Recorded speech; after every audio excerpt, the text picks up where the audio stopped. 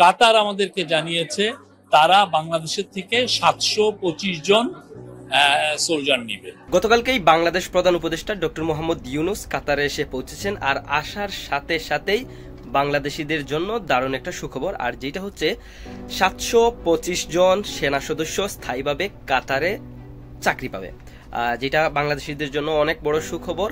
আর এরপরেই হয়তো বাংলাদেশি প্রবাসীদের জন্য আরো বড় কোনো সুখবর আসতে চলেছে, কেননা বাংলাদেশ প্রধান উপদেষ্টা ডক্টর মোহাম্মদ ইউনূস 4 দিন কাতার থাকবেন এবং এই 4 দিনে কমপক্ষে হলেও অনেকগুলো জিনিস বাস্তবায়ন করবেন। ডক্টর মোহাম্মদ ইউনূসের প্রেস সচিব শফিকুল আলম জানিয়েছেন, কুয়েতের মতো কাতারও বাংলাদেশ থেকে সৈন্য নেবে। কাতারের দুহাতে আর্তনা সামিটের সাইডলাইনে হওয়া বৈঠকে একথা কাতার সরকারের পক্ষ থেকে জানানো হয়েছে বলে তিনি জানান। শফিকুল আলম আরও বলেন, গালফ যুদ্ধের সময় থেকেই কুয়েতে আমাদের সেনা সদস্যরা দায়িত্ব পালন করছেন। কাতার আমাদের জানিয়েছে তারাও বাংলাদেশ থেকে 725 জন সৈন্য নেবে।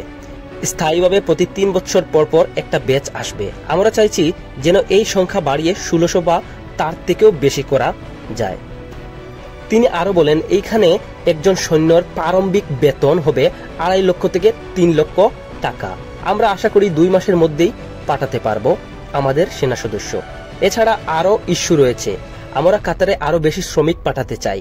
আজকে আরো বড় মিটিং আছে কাতারের জ্বালানি মন্ত্রীর সঙ্গে। তবে আমাদের সবচাইতে বড় টার্গেট হচ্ছে প্রবাসীদের সুরক্ষা বাস্তবায়ন করা, তারা যাতে ভালোভাবে কাজ করতে পারে এবং যাতায়াত ব্যবস্থা সুগম করা।